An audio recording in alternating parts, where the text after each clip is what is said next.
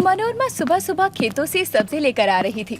तभी वो एक लड़की को देखती है जो गांव के बरगद के पेड़ के नीचे सोई होती है। अरे ये लड़की तो अनजानी है, इस गांव की तो लग ही नहीं रही है। बेटी, अरे ओ बेटी, तुम कौन हो और यहाँ कैसे आई? जी मैं शहर से आई हूँ आपका गांव घूमने, लेकिन रात ज्यादा होने की वजह से मुझे यहीं सोना पड़ा।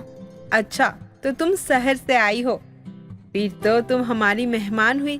चलो, जब तक तुम इस गांव में हो मेरे घर रह सकती हो। कितना सुंदर रूप है तुम्हारा। अरे ये धरती लोक के लोग कितने प्यारे हैं ना, मुझे कैसे अपनापन दे रहे हैं। और ये काकी तो कुछ ज्यादा ही प्यारी है। वैसे अच्छा है, कुछ दिनों के लिए यहाँ रुक जाती हूँ, उसके बाद यहाँ से चली जाऊंगी। बेटी आओ आओ, मेरे साथ आओ। ये देखो, ये छोटी सी झोपड़ी मेरी है। इसमें मैं और मेरा बेटा गोपाल रहता है। गोपाल, गोपाल, कहाँ है गोपाल? देख, शहर से दीदी आई है। लेकिन माँ, आज से पहले तो मैंने इन दीदी को कभी देखा ही नहीं। कौन है आप? दीदी, क्या नाम है आपका? प्रथा नाम है मेरा। और तुम? गोपाल, अच्छा नाम है तुम्हारा। आओ बेटी, बैठो, मैं तुम्हारे लिए कुछ खाने पीने की चीजें बनाती हूँ।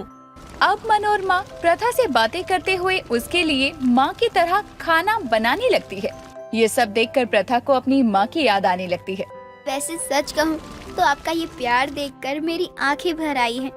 आपने तो मुझे मेरी माँ की याद दिलवा दी। तुम भी तो मेरी बेटी जैसी हो, तो भला मैं तुम्हें माँ जैसा प्यार कैसे ना दूं? ऐसे ही समय बीत रहा था। प्रथा जो धरती लोक के भ्रमण पर गई थी, उसे भरतपुर गांव में मनोरमा अपनापन देती है और प्रथा को भी मनोरमा के साथ बीत रहा समय काफी पसंद आता है। लेकिन एक रोज देर शाम जब प्रथा गांव घूमकर घर आती है तो वो देखती है कि मनोरमा रो रही है। उसके आसपास गांव के लोग खड़े हैं जो मनोरमा को समझा रहे थे। काकी, क्या हुआ? आप रो क्यों रही हैं? सब ठीक तो है ना? और गोपाल कहाँ है? ना जाने मेरा गोपाल कहाँ चला गया है, कहीं मिल नहीं रहा है। पूरा गांव ढूंढ लिया, लेकिन वो मुझे कहीं नहीं दिखा। मेरा गोपाल, कोई मेरे गोपाल को ढूंढ कर ला दो। गोपाल मिल नहीं रहा और वो गांव में भी नहीं है, तो कहाँ जा सकता है? आप चिंता मत करो, मैं गोपाल को ढूंढ कर लाती हूँ। वो कहीं नहीं गया होगा। आप लोग मनोरमा काकी का ध्यान रखना। अरे मनोरमा, मुझे तो इस पर ही शक है। ये ना जाने कौन है, कैसी है, हमें कुछ भी नहीं पता। फिर भी तूने इसे अपने घर में पनाह दे रखी है।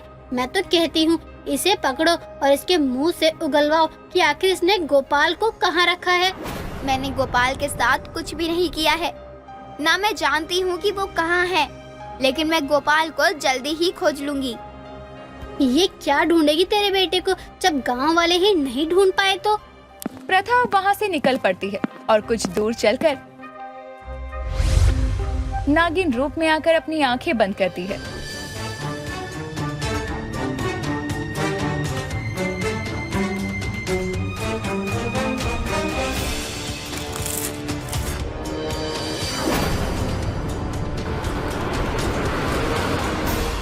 इसका मतलब गोपाल को वो औरत और वो आदमी कहीं ले गए हैं, वो भी बेहोशी की हालत में।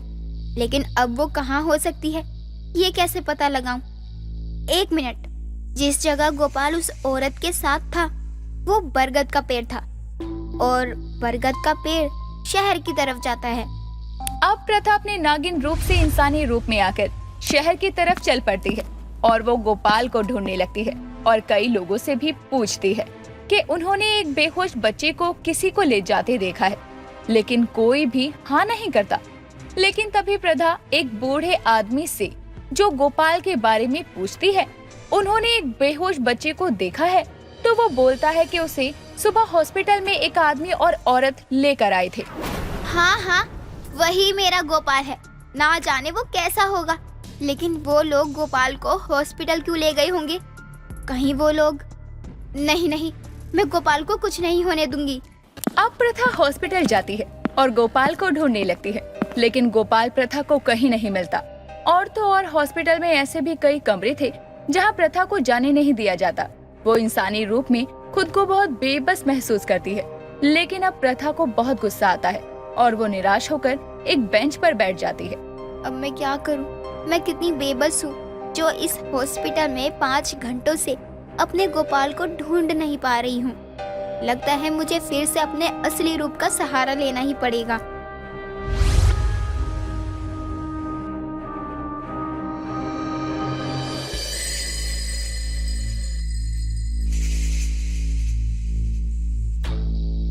इस बच्चे की किडनी और लीवर तो हमने निकाल लिया, अब ये मर चुका है, अब हमारे किसी काम का नहीं। एक काम करो, इसे ले जाओ और इसका दाह संस्कार करवा दो। अनाथ कह के करवाना, ताकि किसी को शक ना जाए हम पर। तुम ठीक कह रहे हो, हमें ऐसा ही करना चाहिए। किसी को भी अगर भनक लगी कि ये पास के गांव का बच्चा है तो हमारे अस्पताल को बहुत खतरा होगा।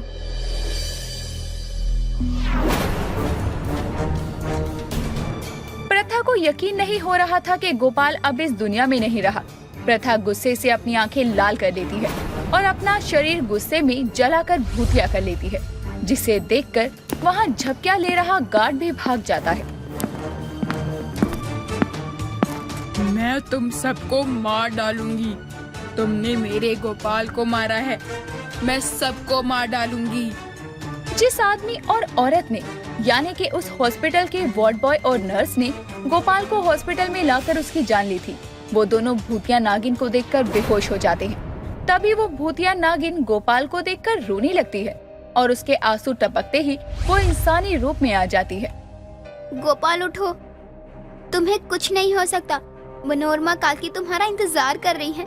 गोपाल, गोपाल उठो। अब प्रथा गोपाल को गोद में लेकर घर आती है। रात का समय होता है। प्रथा गोपाल को मनोरमा की गोद में देते हुए कहती है, काकी, गोपाल सो रहा है, इसे अपने गोद में ही सुलाना, ये अब नहीं जागेगा। आ गया मेरा गोपाल। गोपाल, तू सो रहा है? लेकिन ये सफेद कपड़ा क्यों है इसके ऊपर? काकी, गोपाल नहीं रहा, हमारा गोपाल अब नहीं रहा। मनोरमा ये सुनकर फूट फूट कर रोने लगती है। उसे कुछ समझ नहीं आता कि आखिर ये सब क्या हो रहा है। गोपाल के जाने के बाद मनोरमा उदास सी रहने लगती है। प्रथा को भी सभी गांव वाले गोपाल की मौत का जिम्मेदार ठहराते हैं, लेकिन मनोरमा एक बार भी प्रथा पर उंगली तक नहीं उठाती। मनोरमा काकी की आंखों में जो भी आंसू आए हैं, उनका बदला मैं लूंगी जरूर। मैं एक एक को मार डालूंगी, एक एक को मौत के घाट उतार दूंगी।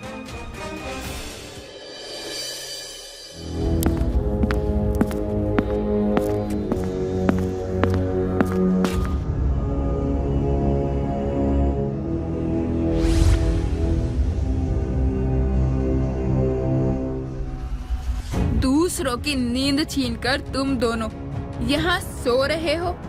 उठो, देखो कौन आया है।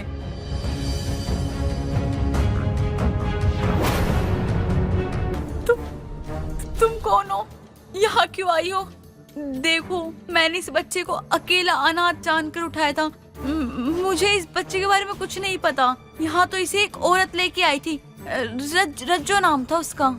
हाँ हाँ, ये ठीक कह रही है, बिल्कुल ठीक कह रही है। भूतिया नागिन, हमें छोड़ दो।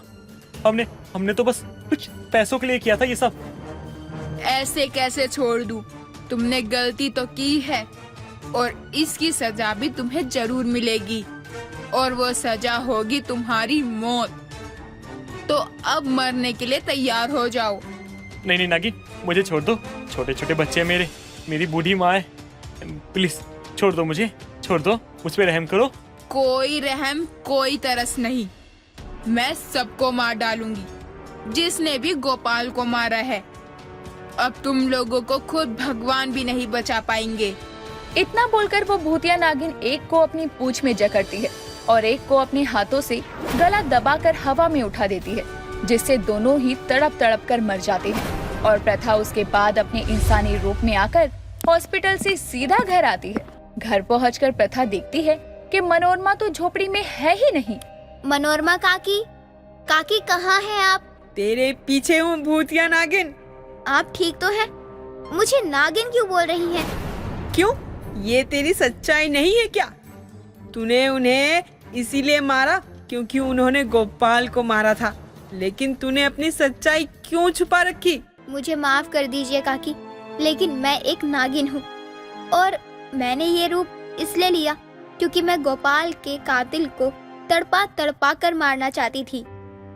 मुझे तब भी तुझसे कोई शिकायत नहीं थी और अब भी नहीं है, लेकिन मुझे मेरे गोपाल के चले जाने का दुख हमेशा रहेगा।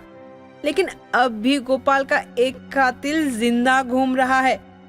मैं तेरे पीछे तक अस्पताल आई थी और मैंने सब सुना और देखा, लेकिन अब तू अपने हाथों को और गंदा मत कर इन पापियों के खून से। प्रथा रज्जू को मनोरमा के कहने पर छोड़ देती है, लेकिन वो अब जब धरती लोक आती तो मनोरमा से मिलती और उसके साथ समय बिताती और काफी समय तक साथ भी रहती।